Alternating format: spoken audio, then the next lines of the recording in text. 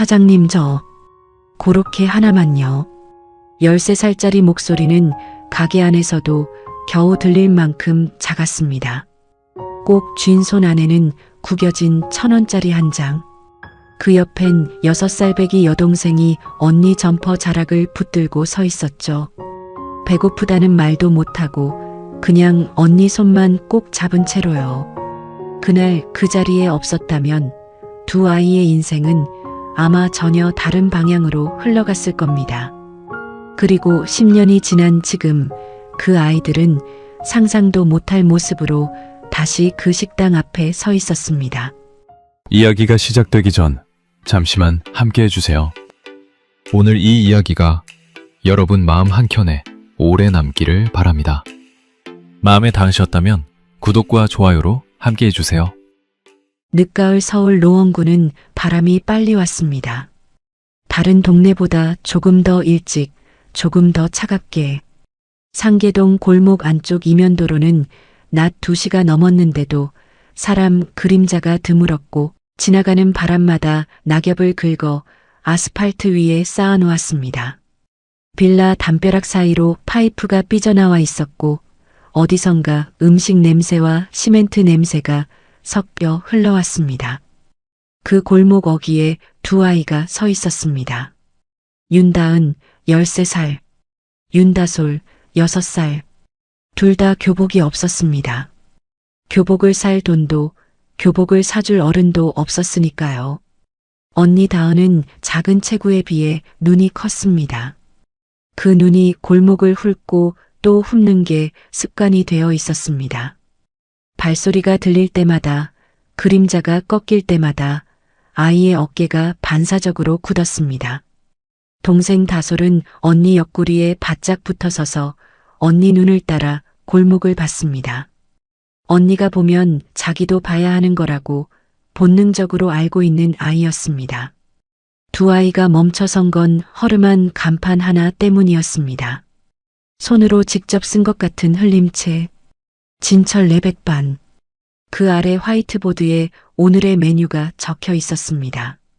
김치찌개 정식 6,000원, 된장찌개 정식 5,500원, 그리고 맨 아래 고로케 1,000원. 다은의 시선이 그 마지막 줄에서 멎었습니다. 주머니 속으로 손을 밀어넣어 구겨진 1,000원짜리를 확인했습니다. 손끝에 종이의 감촉이 닿자마자 손가락에 힘이 들어갔습니다. 어제 아파트 1층 세탁실 구석에서 주운 것이었습니다. 아무도 찾으러 오지 않기를 하루 종일 빌었습니다. 다솔이 아침부터 배가 고프다는 말을 하지 않은 건 언니가 걱정할 걸 알기 때문이었습니다. 그러나 다은은 진작에 알고 있었습니다. 동생이 허리를 감싸 안고 쪼그려 앉는 건 아픈 게 아니라 허기를 참는 자세라는 걸, 그 자세를 다솔이 언제부터 배웠는지도 알고 있었습니다. 배가 고프다고 말하면 언니가 더 힘들어한다는 걸 6살짜리가 알아버린 날부터였으니까요. 전날 저녁도 그 전날 아침도 변변한 걸 먹지 못했습니다. 냉장고 안에는 쪽파 반단과 빈 참기름병. 그게 전부였습니다. 다은은 쪽파를 잘게 썰어 따뜻한 물에 넣어 다솔에게 줬습니다. 국이라고 했습니다. 다솔은 그걸 먹으면서 맛있다고 했습니다. 그 말이 다은의 가슴 어딘가를 오래 눌렀습니다. 유리문 앞에서 한참을 망설였습니다. 들어가도 되는 건지, 그렇게 하나만 시켜도 눈치를 주지 않을지, 혹시 거스름 돈을 요구하면 어떻게 해야 할지, 계산이 틀리면 어떻게 빠져나갈지. 13살짜리 머릿속에 온갖 경우의 수가 쌓이는 동안 골목 저편에서 오토바이 소리가 났습니다. 다은의 몸이 굳었습니다. 파란 점퍼를 입은 남자가 지나가는 건 아닌지, 그 남자가 이쪽을 보는 건 아닌지. 오토바이는 그냥 지나갔습니다. 다은은 천천히 숨을 내쉬었습니다. 조필두. 그 이름을 떠올리는 것만으로 손끝이 차가워졌습니다. 이 골목 어딘가에 그는 항상 있었습니다. 보이지 않아도 있었습니다. 보이지 않는 것처럼 느껴지는 순간이 오히려 가장 위험하다는 것도 다은은 몸으로 알고 있었습니다. 그때 다솔이 고개를 들어 식당 문을 바라보며 말했습니다. 언니, 저기 따뜻해 보여. 다은은 유리문을 밀었습니다. 안은 작고 낡은 가게였습니다. 테이블 5개, 플라스틱 의자들. 벽에는 바랜 메뉴판과 달력 몇 장이 붙어 있었고 천장 형광등 하나가 끝에서 미세하게 깜빡이고 있었습니다. 점심시간이 지난 뒤라 손님은 없었습니다. 조리대 쪽에서 찌개 냄새가 흘러나왔습니다. 구수하고 진한 냄새. 그게 다솔의 코에 닿자마자 아이의 배에서 소리가 났습니다. 꾸르륵 하고 다솔은 민망한 듯 입을 틀어막으며 언니를 올려다봤습니다. 다은은 못 들은 척했습니다. 주방 쪽에서 남자가 나왔습니다. 키가 크고 어깨가 넓었습니다. 50 초반쯤 됐을까요? 앞치마를 두르고 있었지만 그 몸집의 앞치마가 어딘지 어색하게 얹혀 있었습니다. 얼굴에는 세월이 켜켜이 쌓인 주름이 있었고 오른쪽 턱선을 따라 오래된 상처 자국이 하나 있었습니다. 반쯤 아문 것처럼 하지만 결코 사라지지 않을 것처럼 남은 자국이었습니다. 눈빛은 날카로웠습니다. 그러나 차갑지는 않았습니다. 뭔가를 오래 많이 본 눈이었습니다. 김진철, 진철 내백반의 주인이었습니다. 그는 두 아이를 보고도 표정 하나 바꾸지 않았습니다. 놀라지도 불편해하지도 않았습니다. 그냥 봤습니다. 다은은 그 시선을 받으며 조용히 숨을 한 번 들이쉬었습니다. 사장님, 저 고로케 하나만요. 목소리가 생각보다 더 작게 나왔습니다. 손에 쥔 1,000원짜리를 카운터 위에 올려놓으면서 다은은 그의 눈을 피했습니다. 바닥 타일이 낡아 군데군데 금이 간 걸 봤습니다. 그의 구두코가 보였습니다. 고무 밑창이 다른 구두. 진철은 조리대 쪽을 한번 돌아봤다가 두 아이에게 시선을 되돌렸습니다. 고로케는 안 된다. 짧고 무뚝뚝한 한마디였습니다. 다은의 어깨가 미세하게 움츠러들었습니다. 다솔이 언니 팔을 꼭 잡았습니다. 다은은 카운터 위 1,000원짜리를 다시 집어들려고 손을 뻗었는데 그때 그가 덧붙였습니다. 앉아. 두 아이는 서로를 봤습니다. 그가 이미 주방으로 들어가고 있었습니다. 뚝배기 소리가 울렸고 밥솥 열리는 소리가 났습니다. 다은은 동생을 이끌어 구석 테이블에 앉았습니다. 문 쪽에서 가장 가까운 자리였습니다. 급하면 바로 나갈 수 있도록. 5분도 안 되어 진철이 쟁반을 들고 나왔습니다. 김이 모락모락 나는 된장찌개, 윤기 도는 흰 쌀밥, 계란말이, 시금치나물, 깍두기. 그게 두상이었습니다. 그는 말없이 내려놓고 돌아서려다 한마디를 남겼습니다. 1,000원은 됐어. 다솔은 숟가락을 집어들었습니다. 된장찌개를 한 모금 떠서 후후 불었습니다. 입에 넣는 순간 눈이 동그래졌습니다. 맛있다, 언니. 작지만 밝은 목소리였습니다. 그런데 다은은 숟가락을 들지 못했습니다. 손이 움직이질 않았습니다. 눈앞에 따뜻한 밥이 있었고 된장 냄새가 코를 채웠고 배속이 빈 지 하루가 넘었는데 그 손이 제 의지대로 움직이지 않았습니다. 아이의 눈이 자꾸 문 쪽으로 향했습니다. 조필두. 지금 이 순간에도 골목 어딘가에 있을 것 같았습니다. 이 식당까지 찾아오면 어떡하나. 밥을 먹다가 들키면 어떡하나. 무언가를 받아먹는 꼴을 보이면 어떡하나. 13살의 머릿속에서 공포는 논리보다 빠르게 움직였습니다. 주방 안에서 진철은 설거지를 하는 척하면서 아이를 보고 있었습니다. 밥 앞에서 숟가락을 들지 못하는 13살짜리. 그 눈이 자꾸 문 쪽으로 가는 것. 배고파서가 아니라 다른 이유로 먹지 못하는 것. 그는 오래된 감각으로 그것을 읽었습니다. 쫓기는 사람의 눈. 숨어있는 사람의 눈. 그리고 지키는 사람의 눈. 다은의 눈은 세 번째에 가장 가까웠습니다. 동생을 지키려는 13살짜리의 눈이었습니다. 진철은 설거지하던 손을 천천히 멈추고 가게 문으로 걸어갔습니다. 영업 종료 팻말을 뒤집었습니다. 문 안쪽 잠금 장치를 걸었습니다. 소리 없이. 그러고는 다시 주방으로 들어가 물을 올렸습니다. 아이들이 밥을 다 먹을 때까지 이 자리에 있게 해줄 생각이었습니다. 아무도 들어오지 못하게, 아무것도 들여다보지 못하게.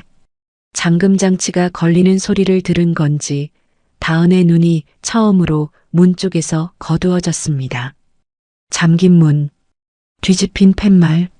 아이는 잠시 그것을 봤습니다. 그러고는 숟가락을 들었습니다. 밥을 한 숟가락 떴습니다. 천천히, 아주 천천히 씹었습니다. 눈물이 나올 것 같았지만 나오지 않았습니다. 아직은 그럴 때가 아니라고 몸이 알고 있었습니다. 다솔은 그 옆에서 계란말이를 한 점씩 떼어 먹으면서 된장찌개에 밥을 말아 먹었습니다. 주방에서 물 끓는 소리가 났습니다. 형광등이 끝에서 깜빡였습니다. 두 아이가 밥을 먹는 소리만이 가게 안에 조용히 퍼졌습니다. 그 소리가 그날 그 가게 안에서 가장 따뜻한 소리였습니다. 사흘이 지났습니다. 서울에 첫눈 예보가 있었지만 오지 않았고 대신 비가 내렸습니다. 상계동 골목은 잿빛 물기로 축축하게 젖었습니다. 진철은 이른 오전부터 장을 보고 돌아오는 길에 편의점 앞 벤치를 지나쳤습니다. 그리고 걸음을 멈췄습니다. 다은이 있었습니다. 다솔을 옆에 앉혀두고 편의점에서 산 삼각김밥 하나를 반으로 나누는 중이었습니다. 정확하게 반. 눈대중이 아니라 손으로 눌러가며 최대한 같은 크기로 나누는 중이었습니다. 다솔은 형광 노란 점퍼를 입고 발을 흔들면서 언니가 나눠주기를 기다렸습니다. 언니가 내민 반쪽을 봤더니 크게 한 입 베어 물었습니다. 언니 건 더 크다. 아니야, 똑같아. 진짜로? 다은이 고개를 끄덕였습니다. 다솔은 다시 들여다봤다가 그냥 먹기 시작했습니다. 진철은 장바구니를 다시 들고 걸음을 옮겼습니다. 그 장면을 오래 보지 않았습니다. 오래 보는 게 아이들에게도 자신에게도 맞지 않는다는 걸 알고 있었으니까요. 가게 문을 열고 들어서는데 골목 입구 쪽에서 인기척이 났습니다. 발소리의 무게, 걸음의 리듬, 멈추는 박자. 그는 장바구니를 내려놓기도 전에 몸이 먼저 반응했습니다. 오래된 감각이었습니다. 10년 넘게 다른 삶을 살면서도 지워지지 않는 것들이 있었습니다. 긴장 속에 익숙함이 있는 걸음, 겁주는데 능숙한 사람의 박자. 조필두였습니다. 50 중반, 짧게 민머리에 금색 귀걸이 하나. 키는 크지 않았지만 몸집이 단단했고 눈꼬리가 아래로 처진 얼굴엔 언제나 반쯤 웃는 것 같은 표정이 붙어 있었습니다.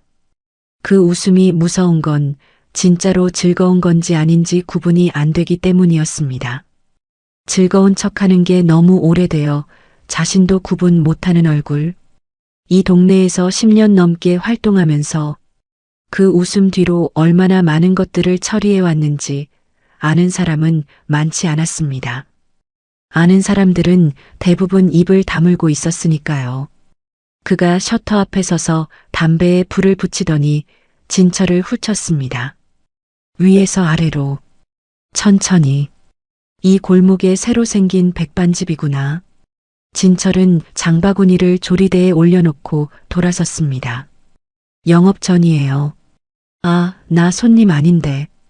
조필두는 담배 연기를 길게 뱉으며 가게 간판을 올려다봤습니다. 며칠 전에 애들 들어왔지? 내가 알던 애들인데. 그 이후로 또 왔어? 진철은 대답하지 않았습니다. 눈만 봤습니다. 조필두는 그 침묵을 받고도 표정이 달라지지 않았습니다. 오히려 피식 웃으며 한 발 안으로 들어섰습니다. 왜 본인도 그 업종이야? 아이들 데리고 다니는? 요즘 그런 사람들 많던데. 입꼬리는 올라가 있었지만 목소리엔 날이 있었습니다. 진철의 눈빛이 달라졌습니다. 목소리는 여전히 낮았습니다. 한 번 더 그런 말하면 그 담배 네가 끄는 게 아니게 될 거야. 골목에 바람이 지나갔습니다. 조필두는 잠깐 진철을 바라봤습니다. 상대를 읽는 시간이었습니다. 몸집, 눈빛, 손의 위치, 반응 속도. 그는 자기 방식으로 상대를 재는 사람이었고 지금 그 계산이 잠시 멈춰 있었습니다. 웃음이 아주 조금 눈꼬리에서만 사라졌습니다. 그가 담배를 바닥에 비볐습니다. 돌아서면서 낮게 말했습니다. 동네 새로운 사람이 끼어드는 거 좋을 거 없어. 참고해. 골목을 걸어 나오면서 조필두는 담배를 꺼내다가 집어넣었습니다. 저 남자 진철이라고 했던가. 뭔가 달랐습니다. 이 골목에서 10년 넘게 살아오면서 그런 눈을 가진 사람을 본 적이 없었습니다. 겁먹은 것도 모른 척하는 것도 아닌 눈. 계산하는 눈. 조필두는 그 눈이 마음에 걸렸습니다. 마음에 걸린다는 게 뭔지를 오랫동안 잊고 살았는데 오늘 갑자기 그 감각이 돌아온 것 같았습니다. 그는 그게 싫었습니다. 이 동네에서 이 방식으로 사는 게 잘못된 일이라고 생각해 본 적이 없었습니다. 살아남으려면 먼저 잡아야 했고 잡으려면 두렵게 만들어야 했습니다. 그게 그가 배운 전부였습니다. 그런데 오늘 처음으로 아주 잠깐 그 논리가 흔들렸습니다. 조필두는 그 흔들림을 빠르게 눌렀습니다. 오래 사는 법을 알고 있었으니까요. 그가 골목 밖으로 완전히 사라지고 나서야 진철은 카운터에 손을 얹었습니다. 손바닥을 펼쳤습니다.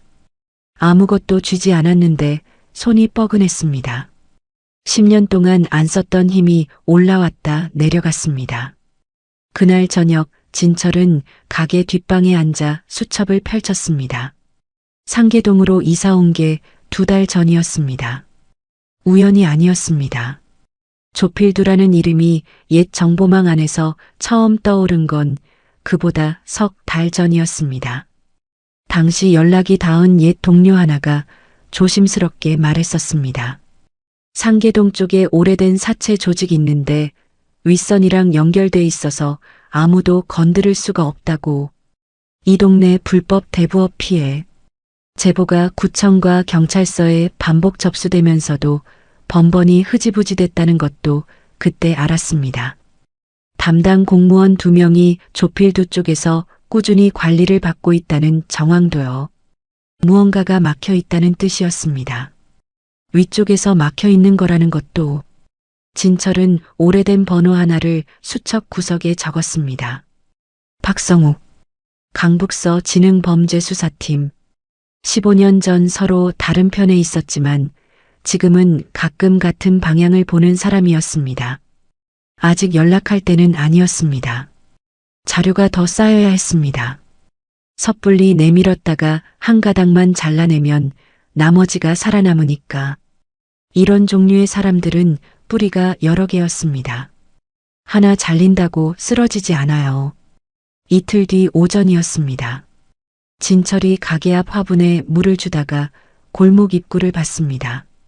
조필두의 부하로 보이는 남자 둘이 한 방향을 향해 서 있었습니다. 그 방향에는 다은이 편의점 앞 벤치에 앉아 다솔에게 뭔가를 먹이고 있었습니다. 두 남자는 아이들에게 다가가지 않았습니다. 그냥 서 있었습니다. 팔짱을 끼고 아무것도 안 하는 것처럼 보이면서 전부를 하고 있는 방식이었습니다. 너희가 어디 있는지 우리가 알고 있다는 것. 아무데도 갈 수 없다는 것. 그걸 그 자리에 서 있는 것만으로 증명하는 것. 다은이 두 남자를 봤습니다. 고개를 내리깔았습니다. 다솔의 어깨를 잡고 천천히 골목 안쪽으로 들어갔습니다. 뛰지 않았습니다. 들키지 않으려는 듯 그러나 절대 뛰지는 않으면서 13살짜리가 체득한 생존 방식이었습니다. 진철은 물조리개를 내려놓았습니다. 두 남자 쪽으로 걸어갔습니다. 별다른 말을 하지 않았습니다. 그냥 그 자리에 서서 봤습니다. 두 남자와 눈이 마주쳤을 때 먼저 시선을 피한 건 그쪽이었습니다. 잠시 후 둘은 천천히 골목을 벗어났습니다. 진철은 그들이 시야에서 완전히 사라질 때까지 그 자리를 지켰습니다. 그날 밤 세탁소 아주머니에게서 들은 이야기와 편의점 노인에게서 확인한 것들을 수첩에 더했습니다. 윤 씨 자매, 아버지 잠적, 어머니 사망, 친척 없음, 빈집에서 서로를 의지하며 살고 있음, 그 집 주소를 조필두 쪽이 이미 알고 있음. 그런데 수첩의 내용이 쌓이면서 진철의 눈이 한 줄에서 멈췄습니다. 아버지가 사라진 시점이었습니다. 다은의 아버지가 잠적한 날짜와 조필두가 그 전달에 이 골목 어귀에서 누군가와 만났다는 제보가 겹쳤습니다. 아버지가 스스로 도망간 게 아닐 수도 있었습니다. 도망가도록 만든 것일 수도 있었습니다. 아니, 더 나쁜 일이 있었을 수도 있었습니다. 진철은 그 부분에 물음표를 하나 그렸습니다. 나중에 반드시 파야 할 지점이었습니다. 수첩을 덮고 눈을 감았습니다. 20년 전 전혀 다른 세계에 있던 자신이 스쳐 지나갔습니다.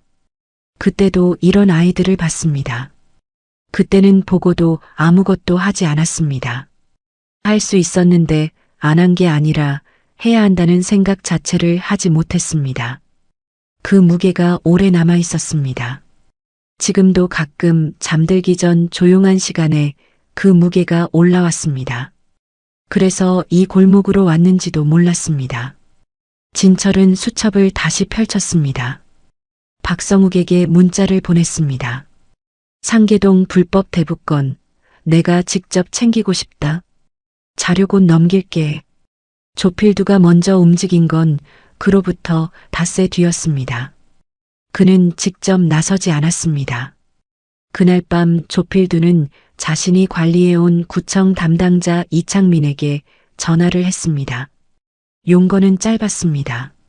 상계동 어느 빌라 하나 안전점검 신청 넣어줘. 사실 아이들은 조필두에게 별 관심 밖이었습니다. 어차피 쥐어짤 것도 없는 꼬마들이었으니까요. 그가 움직인 건 아이들 때문이 아니었습니다. 저 식당 주인 때문이었습니다. 이 골목에 새로운 사람이 자신의 방식에 끼어들고 있다는 것. 10년 동안 아무도 그러지 않았습니다. 아무도 못했습니다. 그런데 그 남자는 했습니다. 그게 조필두를 움직이게 했습니다.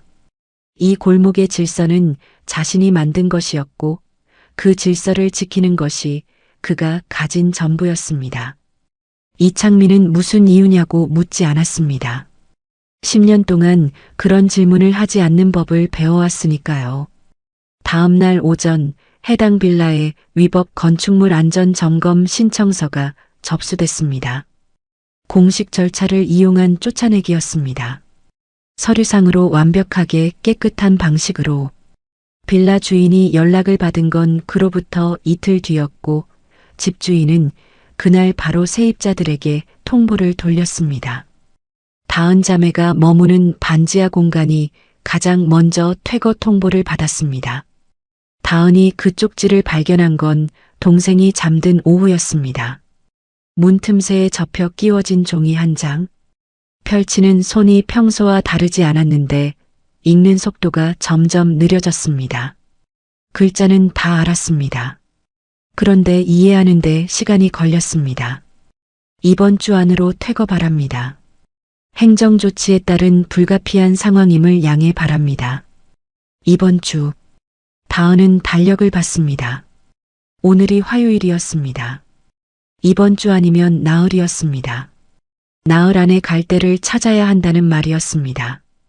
다은은 종이를 접었습니다. 다시 펼쳤습니다. 다시 접었습니다. 그 동작을 3번쯤 반복하다가 주머니에 넣었습니다.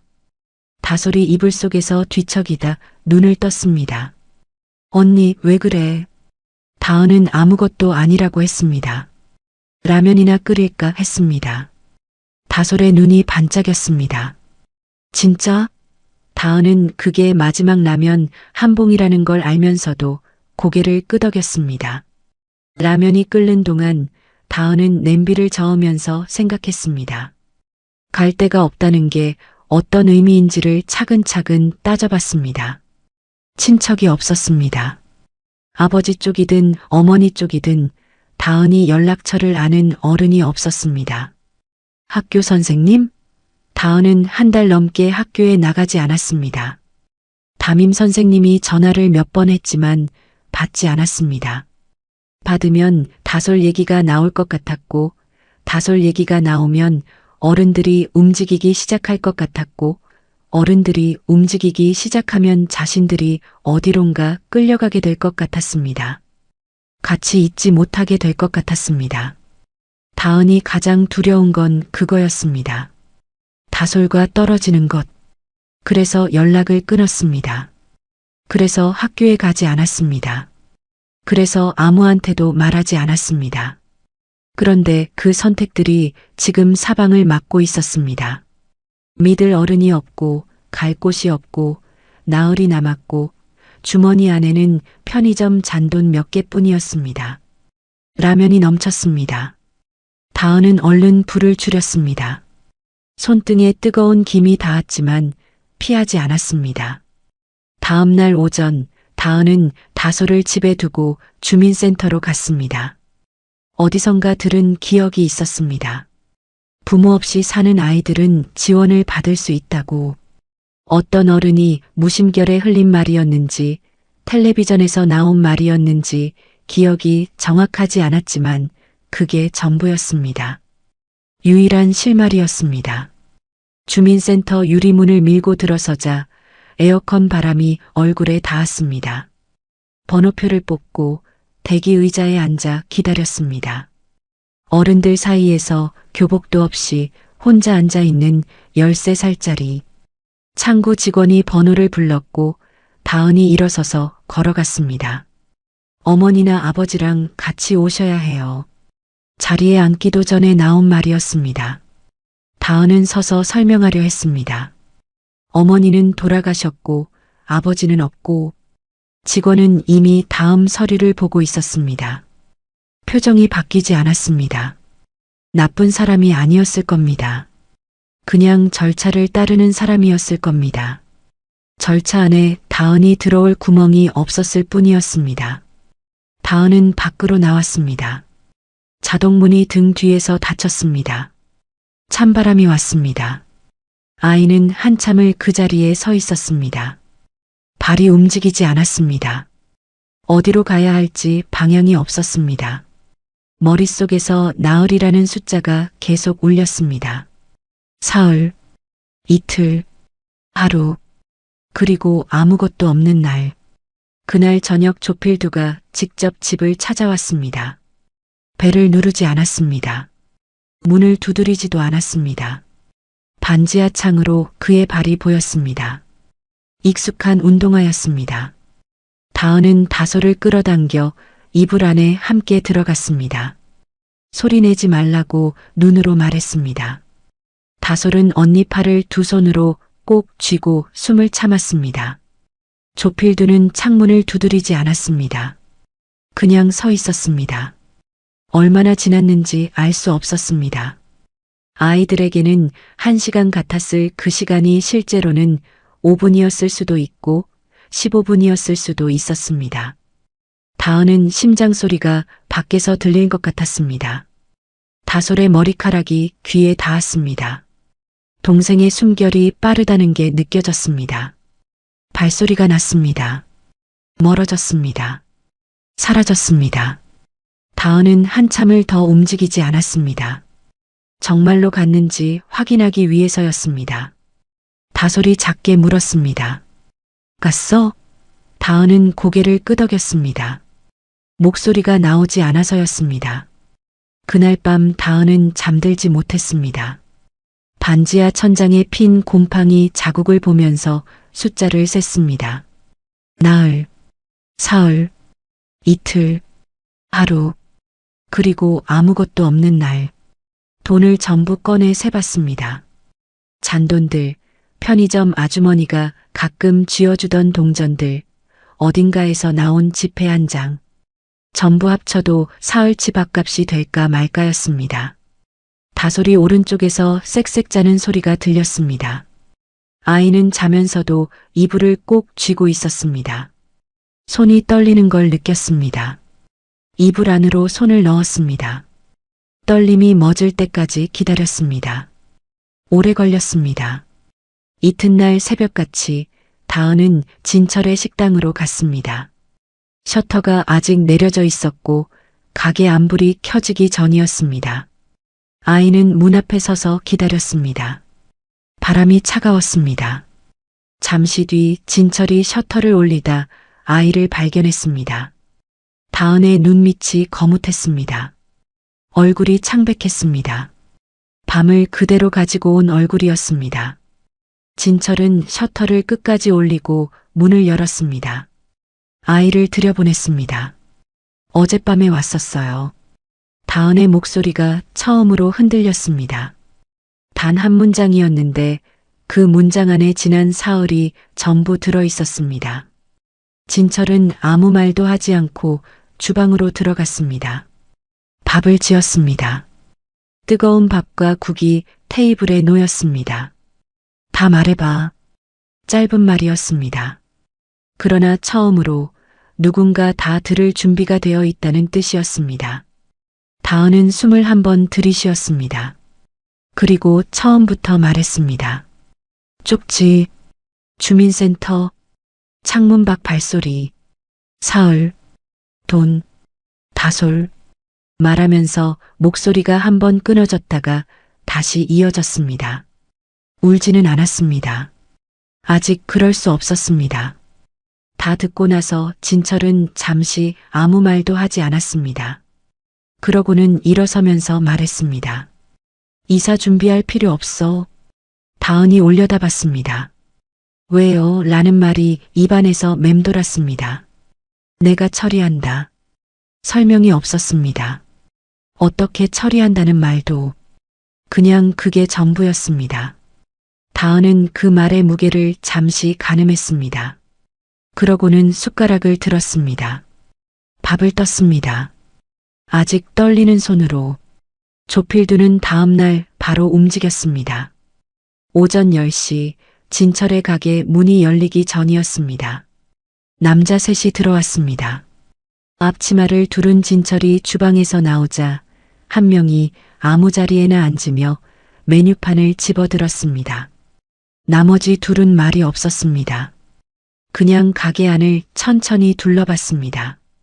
벽에 걸린 달력을 손가락으로 건드렸습니다. 조리대 앞 선반을 훑었습니다. 의자를 끌어당겨 소리를 냈습니다. 아무 의미도 없는 행동들이었지만 모든 행동이 의미를 가지고 있었습니다. 여기가 내 공간이지만 우리가 원하면 언제든지 들어올 수 있다는 것. 메뉴판을 보던 남자가 올려다봤습니다. 된장찌개요. 진철은 주방으로 들어갔습니다. 찌개를 끓였습니다. 내왔습니다. 남자들은 먹으면서 핸드폰을 보고 서로 낮은 목소리로 얘기를 나눴습니다. 진철이 카운터 뒤에 서 있는 동안 조리대 선반 위에 있는 삐뚤빼뚤한 종이별에 남자 하나의 시선이 잠깐 머물렀습니다. 뭔가 말을 하려다 그냥 시선을 내렸습니다. 계산을 하고 나갔습니다. 마지막으로 나가는 남자가 의자 하나를 발로 툭 쳐 넘어뜨렸습니다. 돌아보지 않았습니다. 진철은 넘어진 의자를 일으켜 세웠습니다. 움직임이 느리지도 급하지도 않았습니다. 주방으로 돌아가 그릇을 닦았습니다. 손이 흔들리지 않았습니다. 다만 그릇을 닦는 손이 조금 더 천천히 움직였습니다. 머릿속에서 무언가를 정리하는 사람의 속도로. 같은 시각 집주인이 다은을 찾아왔습니다. 이번엔 쪽지가 아니라 직접이었습니다. 반지하 문 앞에서 목소리가 높았고 나흘이 아니라 내일까지라고 했습니다. 다은은 문 앞에 서서 그 말을 받았습니다. 방 안 얇은 벽 너머에서 다소리 듣고 있을 것이 뻔했습니다. 아이는 최대한 목소리를 낮췄습니다. 조금만 더 기다려주시면 안 될까요? 집주인은 위에서 내려온 짓이라 자기도 어쩔 수 없다고 했습니다. 미안하다는 말도 없이 올라갔습니다. 다은은 문을 닫았습니다. 등이 문에 닿았습니다. 그대로 조금씩 내려앉아 바닥에 닿았습니다. 벽과 문 사이 반지하 바닥. 다솔이 방에서 나왔습니다. 언니 얼굴을 봤습니다. 아무 말도 하지 않고 언니 옆에 와서 앉았습니다. 두 아이가 나란히 그 좁은 벽 사이에 앉아 있었습니다. 한참 있다가 다솔이 말했습니다. 언니, 나 배 안 고파. 거짓말이라는 걸 다은도 알고 다솔도 자기가 거짓말인 걸 알면서 했습니다. 다은은 동생 머리를 끌어당겨 자기 어깨에 얹었습니다. 아무 말도 하지 않았습니다. 그냥 그렇게 앉아 있었습니다. 반지하 창으로 사람들 발이 지나갔습니다. 운동화, 구두, 슬리퍼. 아무도 이 창문 아래를 들여다보지 않았습니다. 누구도 이 두 아이가 여기 앉아 있는 걸 알지 못했습니다. 그날 밤 조필두가 또 왔습니다. 이번엔 혼자였습니다. 반지하 창 앞에 섰습니다. 다은은 그 발을 봤습니다. 어제와 같은 운동화였습니다. 다솔을 먼저 이불 안으로 밀어 넣었습니다. 불을 껐습니다. 어둠 속에서 다솔을 꼭 안았습니다. 그의 발이 창 아래서 움직이지 않았습니다. 아무 소리도 없이 그냥 거기 서 있었습니다. 다은은 숨을 참았습니다. 다솔의 숨결이 목 위로 느껴졌습니다. 빠르고 얕았습니다. 아이가 겁먹었다는 신호였습니다. 다은은 동생의 등을 손으로 천천히 쓸었습니다. 괜찮아. 소리 내지 않고 입모양으로만 말했습니다. 다솔이 고개를 끄덕였습니다. 고개를 끄덕이면서도 손은 언니 등을 더 꽉 잡았습니다. 얼마가 지났을까요? 다은은 셀 수 없었습니다. 머릿속에서 숫자가 작동하지 않았습니다. 심장 소리가 귀에 들렸습니다. 자기 것인지 동생 것인지 구분이 안 됐습니다. 발소리가 났습니다. 천천히 멀어졌습니다. 골목 끝으로 사라졌습니다. 다은은 이불 안에서 한참을 더 있었습니다. 다솔이 먼저 잠들었습니다. 그제야 다은은 아주 조금 이불 밖으로 고개를 내밀었습니다. 창 아래 아무것도 없었습니다. 빈 골목, 가로등 빛, 그게 전부였습니다. 다은은 다시 이불을 끌어당겼습니다. 눈을 감았습니다. 감긴 눈 뒤에서 오늘과 어제와 그제가 겹쳤습니다. 내일이 됐을 때 어떻게 해야 하는지를 생각하려 했는데 생각이 모이지 않았습니다. 그냥 어두웠습니다. 손이 떨리는 것을 느꼈습니다. 이번에는 이불을 쥐어도 멋지 않았습니다. 이른 새벽에 진철의 식당 문이 두드려졌습니다. 다은이었습니다.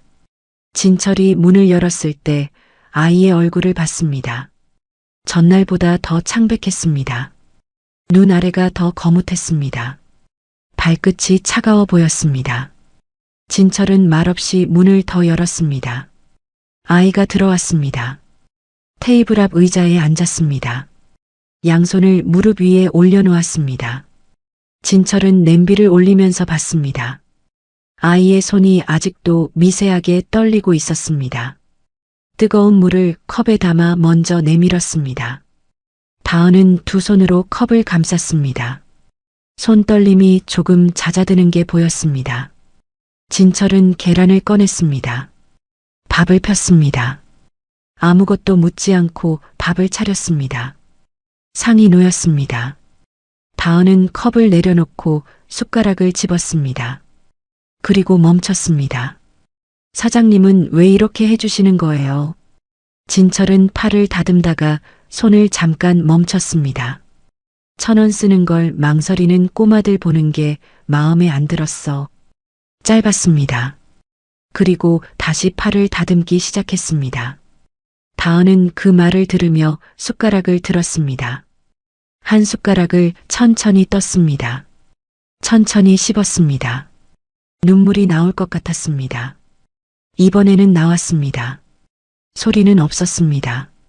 그냥 뺨을 타고 조용히 흘렀습니다. 다은은 그걸 닦지 않았습니다. 닦을 손이 없었습니다. 두 손이 밥그릇을 쥐고 있었으니까요. 진철은 주방에서 그쪽을 보지 않았습니다. 보지 않는 것이 이 순간 아이에게 줄 수 있는 가장 점잖은 것이라는 걸 알고 있었으니까요. 밥을 다 먹고 나서야 진철이 말했습니다. 조필두, 내가 끝낼 거야. 다은이 올려다봤습니다. 그 눈 안에 무언가를 묻는 빛이 있었지만 그는 더 설명하지 않았습니다. 끝낼 거라는 말에 허풍이 없다는 걸 다은은 느꼈습니다. 이유를 설명할 수 없었지만 느꼈습니다. 그래서 더 묻지 않았습니다. 숟가락을 내려놓고 컵을 다시 들었습니다. 따뜻한 물이 목을 타고 내려갔습니다. 이게 지금 이 자매에게 찾아온 가장 어두운 날들의 마지막이었습니다. 그리고 동시에 무언가가 돌아서기 시작하는 첫날이기도 했습니다. 진철이 수첩을 덮고 박성욱에게 전화를 건 건 다은과 마지막으로 얘기를 나눈 그날 밤이었습니다. 신호음이 2번 갔습니다. 자료 얼마나 됐어? 충분해. 넘겨. 그게 전부였습니다. 짧은 사람들끼리의 대화였습니다. 진철은 핸드폰을 내려놓고 수첩을 다시 펼쳤습니다. 조필두의 불법 대부업 피해자 진술서 확보건, 차명 계좌 3개를 통한 현금 흐름 자료, 지난 3년간 폭행 및 협박을 통한 채권 추심 정황, 그리고 이 동네 구청 담당자 이창민과의 유착고리, 특정 안전점검 신청이 어떤 경로로 이루어졌는지를 역추적한 기록까지 양이 상당했습니다. 진술서 확보는 이 동네에서 오래 살아온 피해자들이 진철을 신뢰하게 되는데 시간이 걸렸지만 한 명이 입을 열자 다음 사람이 따라왔습니다. 차명 계좌 흐름은 과거 같은 세계에 있던 사람으로부터 단서를 받아 방향을 잡았고 나머지는 공개된 사업자 등록 정보와 부동산 거래 내역을 손으로 대조하면서 채웠습니다. 오래 걸리고 눈이 아픈 작업이었지만 이런 종류의 사람들은 감추는 척하면서 과시하기 때문에 찾으면 나왔습니다. 안 찾아서 없었던 것들이었습니다. 그리고 수첩 맨 마지막 페이지에는 물음표 하나가 크게 적혀 있었습니다. 아버지 잠적 경위. 진철은 그 페이지를 오래 봤습니다. 다은의 아버지가 사라진 시점과 조필두가 골목 어귀에서 누군가를 만났다는 날짜가 겹쳤습니다. 사채 빚을 진 사람을 단순히 도망가도록 내버려뒀을 리 없었습니다. 조필두 방식대로라면 그 아버지를 이용한 게 있거나 아니면 사라진 게 아니라 사라지도록 만들어진 것일 수 있었습니다. 그 진실은 아직 확인되지 않았습니다. 다만 이 물음표는 반드시 다은에게 전해야 할 것이었습니다. 언젠가 아이가 받아낼 수 있을 때. 다음 날 아침 진철은 주민센터에 먼저 전화를 했습니다. 담당 사회복지사를 연결해달라고 했습니다. 황지수라는 이름의 사람이 연결됐습니다. 목소리가 차분하고 꼼꼼했습니다. 진철은 상황을 설명했습니다. 보호자 없는 자매, 반지하 퇴거 압박, 긴급 복지 지원 신청 필요. 황지수는 몇 가지를 확인하더니 말했습니다. 직접 데려오실 수 있어요? 아이들이 직접 오면 제가 처리할 수 있는 게 훨씬 많아져요. 진철은 알겠다고 했습니다. 전화를 끊고 가게 불을 끄고 골목으로 나갔습니다. 다은은 반지하 문 앞에서 다솔과 함께 앉아 있었습니다. 집에 들어가지 않고 문 앞에 앉아 있는 게 집 안에 있는 것보다 덜 무서운 것 같다고 아이는 생각하는 것 같았습니다. 진철이 오는 걸 보자 다은이 일어섰습니다. 주민센터 같이 가자. 다은의 눈이 흔들렸습니다. 지난번에 혼자 갔다가 거절당했던 기억이 그 눈 안에 있었습니다. 이번엔 달라. 설명은 그게 전부였습니다. 다솔이 이미 진철 옆으로 걸어가고 있었습니다. 사장님, 우리 진짜로 가도 돼요? 진철이 고개를 끄덕였습니다. 다솔이 그의 큰 손을 잡았습니다. 사장님 손 진짜 크다. 다은이 다솔아 하고 주의를 줬습니다. 진철은 아무 말도 하지 않고 그냥 손을 잡고 걸었습니다. 주민센터 창구 앞에 셋이 나란히 섰습니다. 지난번과 같은 직원이었습니다. 그러나 이번엔 달랐습니다. 옆에 어른이 있다는 사실만으로 절차가 달라졌습니다. 진철이 사전에 준비해온 서류들을 내밀었고 황지수가 창구 안쪽에서 직접 나와 아이들을 데리고 상담실로 들어갔습니다. 상담실은 작고 조용한 방이었습니다. 창이 하나 있었고 창 너머로 골목나무가 보였습니다. 황지수는 아이들 맞은편에 앉아 노트를 펼쳤습니다. 그러고는 다은에게 물었습니다. 지금 가장 걱정되는 게 뭐예요? 다은은 잠깐 멈췄습니다. 그 질문을 예상하지 못했던 것 같았습니다. 퇴거 기한이나 돈 얘기를 먼저 물을 거라고 생각했는데 가장 걱정되는 게 뭐냐고 물으니까요. 다은은 낮게 말했습니다. 다솔이요. 다솔이랑 떨어지는 게 제일 무서워요. 황지수는 받아 적으면서 고개를 끄덕였습니다. 그 걱정은 안 해도 돼요. 두 분 같이 지원받을 수 있게 제가 처리할게요. 다은의 어깨가 조금 내려갔습니다. 눈에 띌 만큼 큰 변화는 아니었지만 황지수는 그것을 봤습니다. 그리고 계속 물었습니다. 학교는요? 먹는 건요? 밤에 혼자 무서운 적 있어요? 다은은 하나씩 대답했습니다. 처음엔 짧게, 그러다 조금씩 길어졌습니다. 황지수는 막지 않았습니다. 끝까지 다 들었습니다. 상담이 끝났을 때 황지수가 서류 몇 장을 내밀었습니다. 긴급 복지 지원 신청됐어요.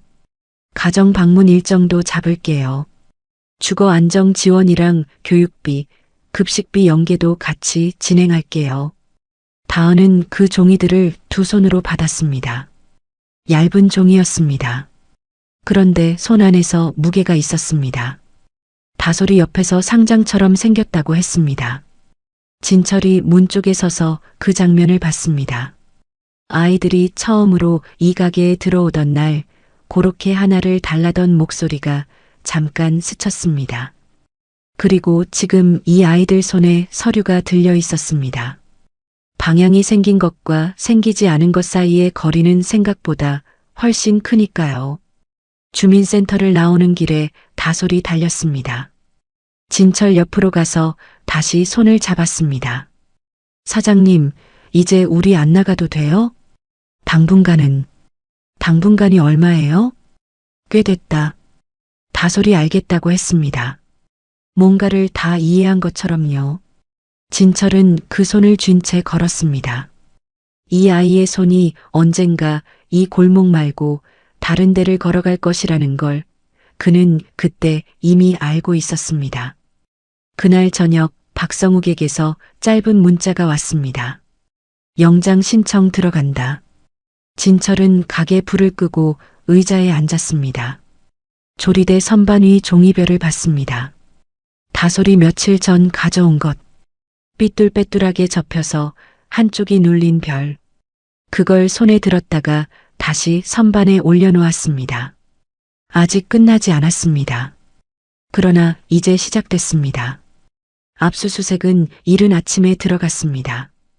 박성욱이 이끄는 팀이 조필두의 사무실 2곳과 자택, 차명으로 등록된 대부업체 사무소 3곳에 동시에 진입했습니다. 새벽 6시 반, 조필두는 자택 안방에 있었습니다. 현관문이 열리는 소리와 복수의 발소리. 그 소리가 복도를 타고 안방까지 오는데 걸린 시간은 10초가 채 되지 않았습니다. 방문이 열렸을 때 조필두는 이미 침대에서 일어나 앉아 있었습니다. 잠옷 차림이었습니다. 얼굴에는 언제나처럼 반쯤 웃는 표정이 붙어 있으려 했지만 그 표정이 완성되지 못하고 있었습니다. 턱 근육이 경직되어 있었습니다. 손이 무릎 위에서 움직이지 않았습니다. 박성욱이 영장을 내밀었습니다. 조필두는 받아서 봤습니다. 한 줄씩 읽는 동안 표정이 천천히 변했습니다. 웃음이 눈꼬리에서부터 사라졌습니다. 그 다음 이마에서, 마지막으로 입 주변에서 남은 건 그냥 얼굴이었습니다. 아무것도 아닌 얼굴. 10년 넘게 이 동네에서 아무도 건드리지 못했던 사람이 잠옷 차림으로 아무 말도 하지 못하고 서 있었습니다. 일어나시죠. 박성욱의 목소리는 낮고 건조했습니다. 조필두는 천천히 일어섰습니다. 그 몸이 일어서는 속도가 평소보다 느렸습니다. 평생 이 자리에서 일어서야 할 날이 올 거라는 걸 몰랐던 사람처럼. 그로부터 4시간 뒤 뉴스가 나오기 시작했습니다. 진철은 라디오를 틀어두고 팔을 다듬다가 손을 멈췄습니다. 아나운서의 목소리가 흘러나왔습니다. 불법 대부업 운영, 고금리 이자, 수취, 협박을 통한 채권 추심, 차명 계좌 탈세, 피해자 38명, 피해 금액 수억 원대, 연루된 구청 담당자 2명 동반 출석. 진철은 팔을 다듬던 손을 조리대 위에 가만히 내려놓았습니다. 라디오 소리가 흘러나오는 동안 가게 안이 조용했습니다. 손님이 없는 시간이었습니다. 그 조용함 속에서 아나운서 목소리만 작고 평평하게 울렸습니다. 진철은 팔을 다시 집었습니다. 다듬었습니다. 손이 흔들리지 않았습니다. 오후에 다은을 불렀습니다. 아이를 주방 앞 의자에 앉히고 물 한 잔을 내밀었습니다. 조필두 오늘 잡혔어? 다은이 그 말을 처음에 잘 이해하지 못하는 것 같았습니다. 잡혔다는 말이 무슨 의미인지를 한 박자 뒤에야 받아들이는 것처럼. 진철이 덧붙였습니다. 경찰에 이제 오지 않아. 다은은 아무 말도 하지 않았습니다. 물잔을 두 손으로 쥔 채로 가만히 있었습니다. 손등의 핏줄이 도드라졌다가 천천히 사라졌습니다. 눈가가 붉어졌습니다. 눈물은 나오지 않았습니다. 그냥 붉어진 채로 물을 한 모금 마셨습니다. 한참 뒤에 다은이 물었습니다. 어떻게 하신 거예요? 자료 모아서 경찰한테 넘겼어. 혼자요? 진철은 대답하지 않았습니다. 다은은 더 묻지 않았습니다. 그게 맞는 방식이라는 걸 알았으니까요. 다은이 일어서면서 말했습니다. 사장님, 응, 나중에 꼭 갚을게요. 지금은 방법을 모르겠는데 나중엔 알게 될 것 같아요. 진철은 아무 말도 하지 않았습니다. 그냥 다음 팔을 집었습니다. 다은은 그걸 보고 돌아섰습니다. 가게 문을 열었습니다. 골목 바람이 들어왔습니다. 그날 저녁 다은은 집으로 돌아가 다솔을 앉혀놓고 말했습니다. 조필두 잡혔어? 다솔이 눈을 크게 떴습니다. 진짜? 다은이 고개를 끄덕였습니다. 두 아이가 잠시 서로를 바라봤습니다. 그러다 다솔이 물었습니다. 그럼 이제 우리 무서운 거 없어? 다은은 잠깐 생각하다가 말했습니다. 응, 그 사람은 없어. 다솔이 이불 속으로 파고들면서 말했습니다. 그럼 나 이제 편하게 잘 수 있다. 다은은 그 말을 듣고 한참을 그 자리에 앉아 있었습니다. 동생이 잠드는 소리가 났습니다. 조용하고 깊은 숨소리였습니다. 쫓기지 않는 숨소리였습니다. 황지수가 다은과 다솔의 집을 처음으로 방문한 건 그로부터 사흘 뒤였습니다. 진철은 그 시간에 일부러 주민센터에 들렀습니다. 황지수와 미리 연락해뒀던 것이었습니다. 교육비, 급식비, 주거 안정 지원 외에도 아이들에게 연결될 수 있는 추가 지원이 무엇인지 직접 확인하기 위해서였습니다. 황지수가 진철의 메모를 보더니 말했습니다. 아이들 상황을 이렇게 세세하게 파악하신 분이 보호자가 아니에요? 진철은 잠깐 대답하지 않았습니다. 이웃이에요. 황지수는 한번 그를 봤다가 서리로 시선을 내렸습니다. 이런 이웃이 있으면 좋죠. 진철은 아무 대꾸도 하지 않고 다음 서리를 넘겼습니다. 며칠 뒤 다은과 다솔이 진철의 식당에 앉아 밥을 먹었습니다. 된장찌개와 계란말이와 시금치나물, 흰 쌀밥. 다솔이 2숟가락 연달아 뜨고 맛있다고 소리를 질렀습니다. 진철이 조용히 하라고 했습니다. 다솔은 맛있는 건 소리내서 먹어야 더 맛있다고 했습니다.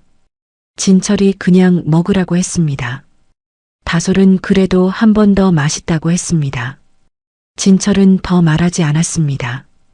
다은은 그 옆에서 천천히 밥을 먹었습니다. 이번엔 문 쪽을 돌아보지 않았습니다. 한 번도. 그냥 앞을 보고 숟가락을 들고 씹고 삼켰습니다. 그게 당연한 일인 것처럼. 당연해지기까지 얼마나 오래 걸렸는지는 다음만 알았습니다. 진철은 주방에서 그 장면을 봤습니다. 그리고 아무 말도 하지 않았습니다. 그게 가장 맞는 방식이었습니다. 10년이 흘렀습니다. 2025년 초겨울, 서울 마포구의 한 로펌 건물 8층. 엘리베이터 문이 열리자 윤다은이 나왔습니다. 짙은 네이비 코트에 서류 가방.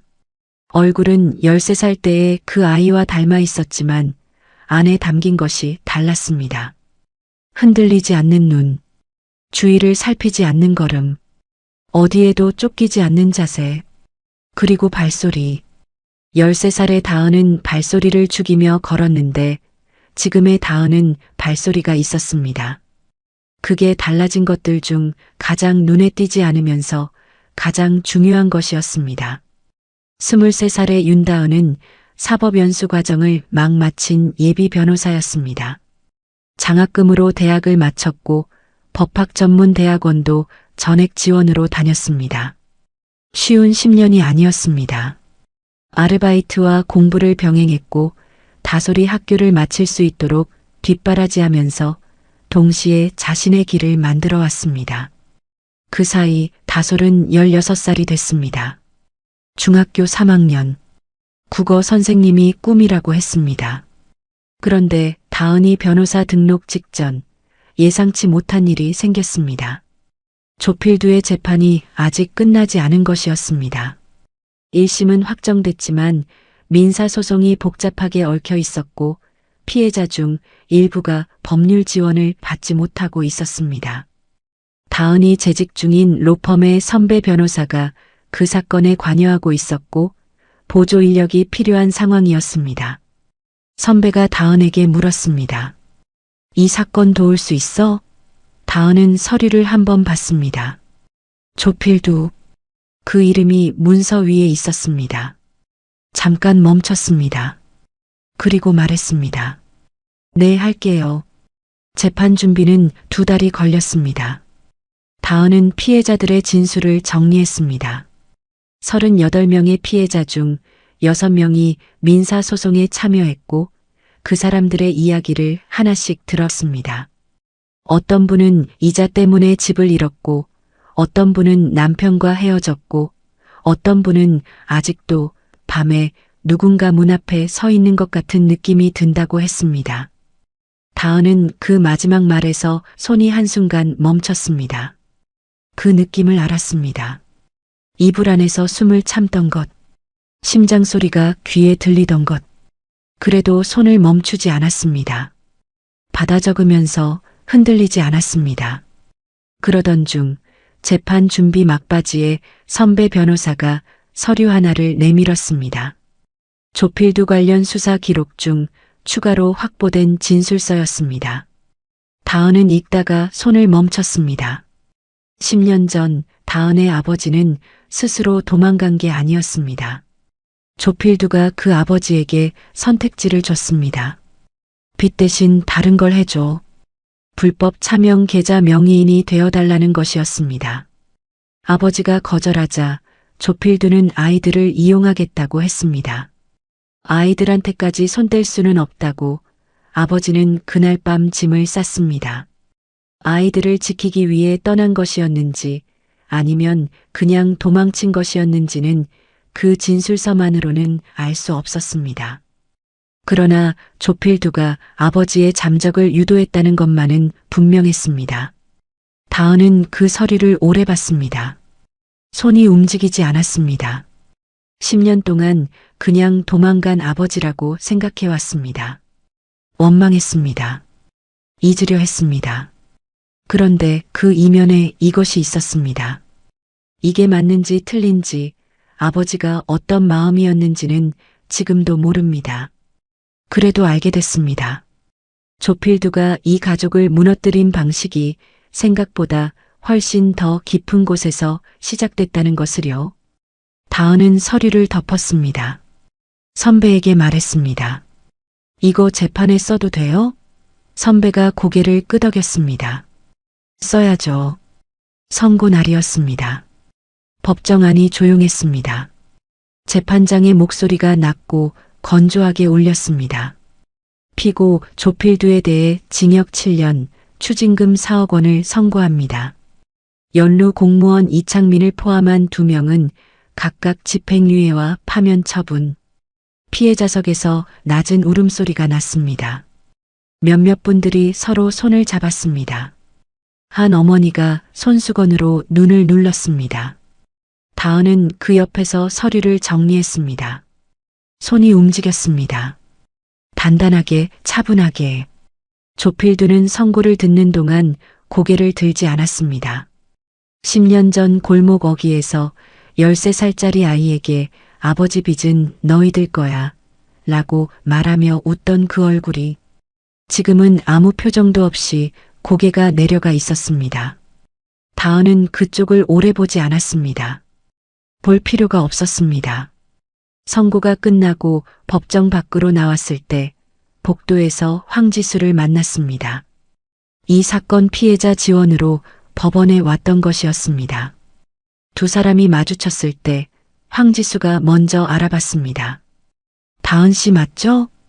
다은이 네 라고 했습니다. 황지수는 잠시 다은을 봤습니다. 코트를 입고 서류 가방을 든 23살의 다은을 10년 전 창구 앞에서 작고 창백한 얼굴로 서 있던 아이를 기억하면서 지금 이 사람을 보는 얼굴이었습니다. 잘 됐네요. 정말 다행이에요. 그 말에 다은은 미소를 지었습니다. 길게 말하지 않아도 되는 미소였습니다. 그날 저녁 다은은 로펌 건물 옥상에 올라갔습니다. 찬바람이 강하게 불었습니다. 서울 밤하늘 아래 건물 불빛들이 점점이 켜져 있었습니다. 다은은 난간 가까이 서지 않고 가운데 서서 바람을 맞았습니다. 눈을 감았습니다. 조필두, 선고, 피해자들의 손, 아버지 잠적의 진실, 그리고 10년 전 반지하 천장에 핀 곰팡이 자국, 다솔의 빠른 숨결, 창문 밖 발소리, 멀어지던 발소리, 바람이 귀 옆을 스쳤습니다. 다은은 천천히 눈을 떴습니다. 더 서 있지 않았습니다. 옥상 문을 열고 다시 안으로 들어갔습니다. 엘리베이터 버튼을 눌렀습니다. 문이 닫혔습니다. 끝났습니다. 그리고 시작됐습니다. 봄이 됐습니다. 다은이 변호사 등록을 마친 건 3월 중순이었습니다.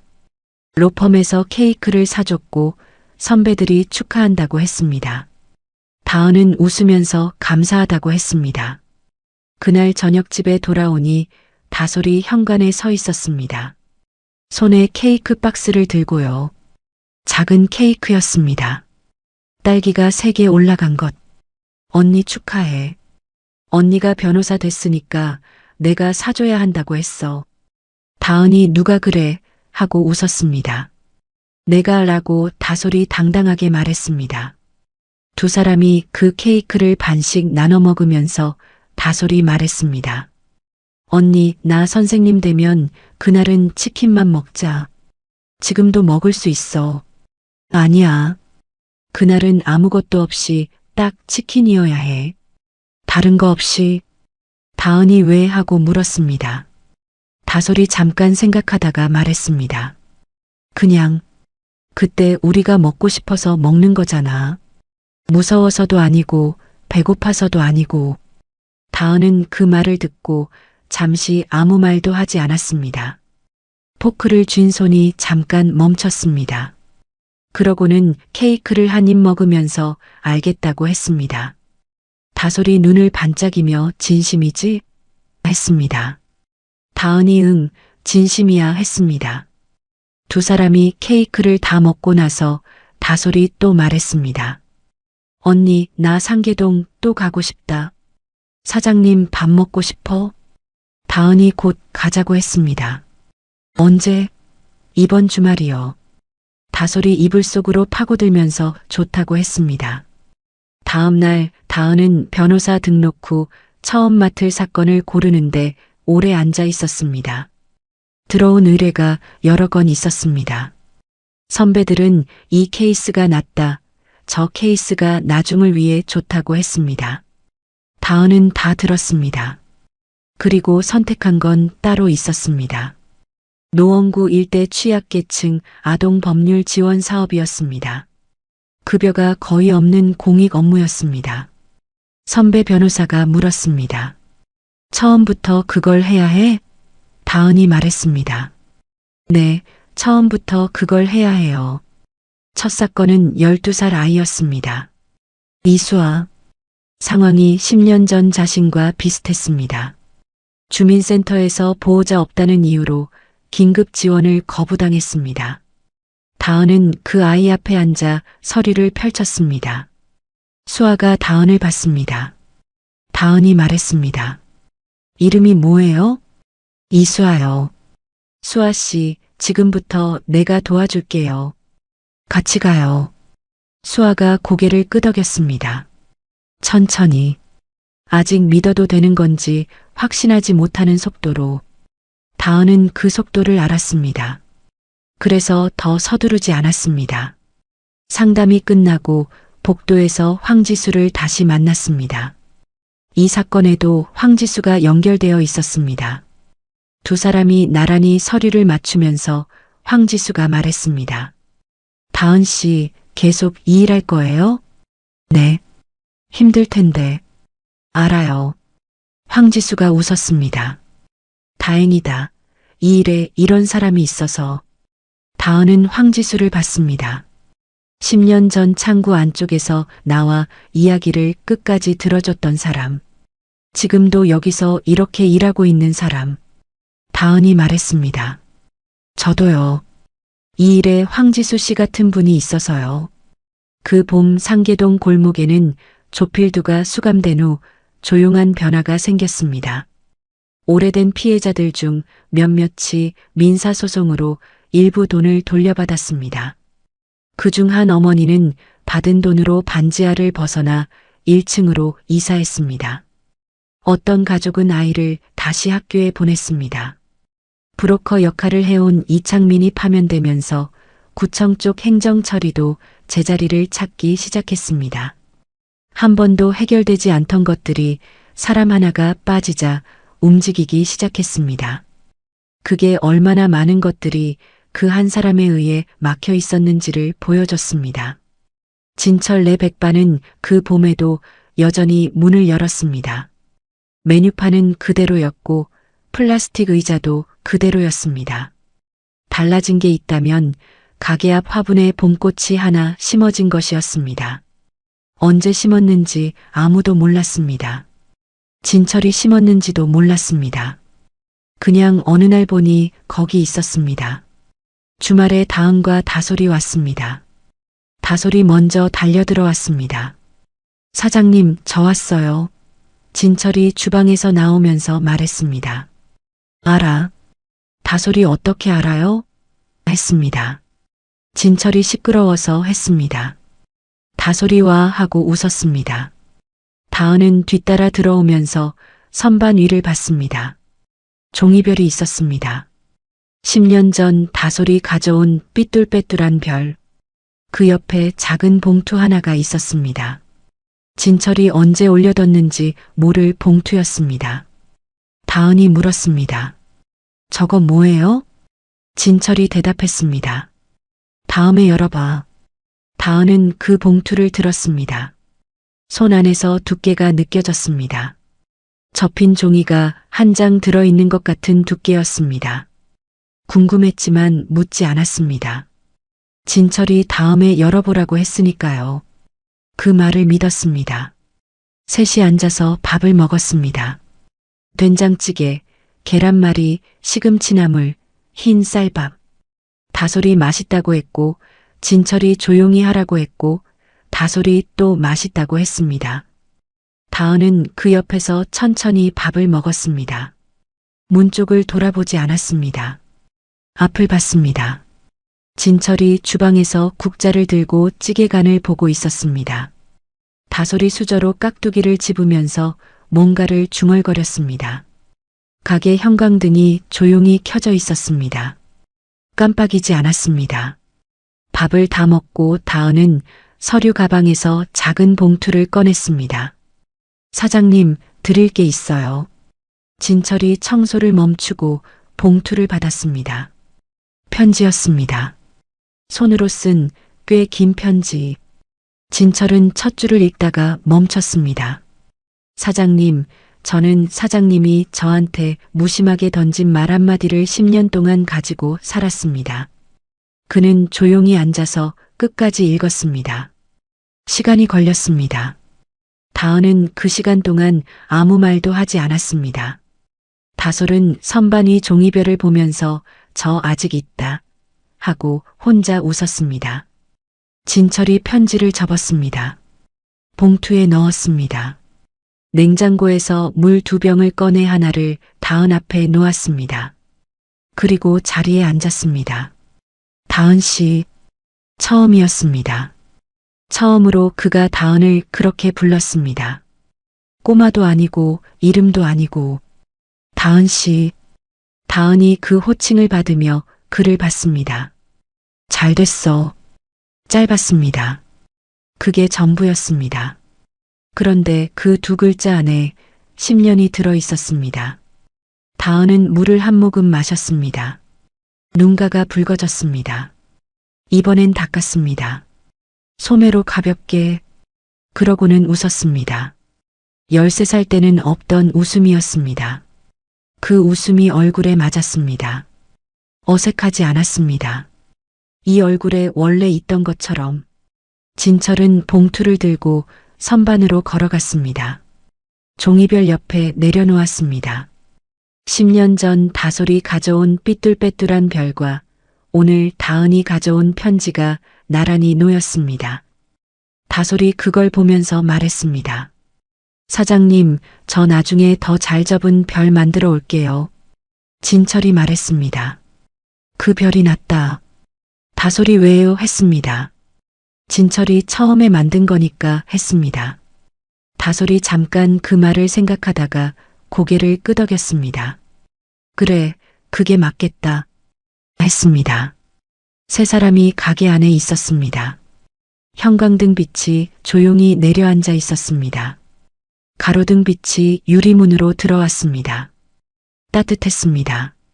바깥 골목에 바람이 지나갔습니다. 봄바람이었습니다. 진철 내 백반은 내일도 열릴 것이었습니다. 그리고 아마 다음 날도. 여러분, 오늘 이야기 어떠셨어요? 1,000원 한 장을 손에 쥐고 식당 문 앞에 서 있던 13살 다은이와 언니 손을 꼭 잡고 따라 들어온 6살 다솔이. 그 두 아이의 이야기가 오는 하루 마음에 오래 남으실 것 같아요. 저는 이 이야기에서 가장 오래 생각하게 되는 장면이 있어요. 다은이가 따뜻한 밥 앞에서도 숟가락을 대지 못하던 순간이에요.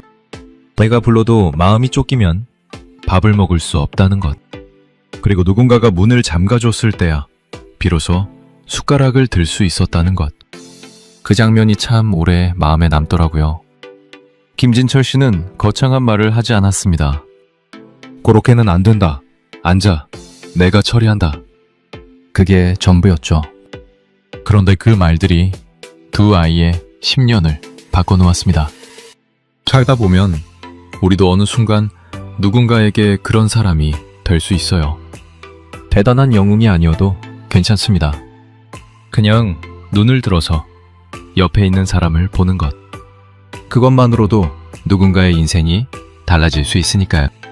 다은이와 다솔이처럼 여러분의 삶에도 따뜻한 한 끼 같은 순간이 찾아오길 바랍니다. 그리고 여러분도 누군가에게 그 따뜻한 한 끼가 되어주시길 바랍니다. 오늘 이야기가 작은 위로와 온기가 되었으면 정말 좋겠어요. 구독과 좋아요 부탁드립니다. 다음에도 좋은 이야기로 찾아올게요.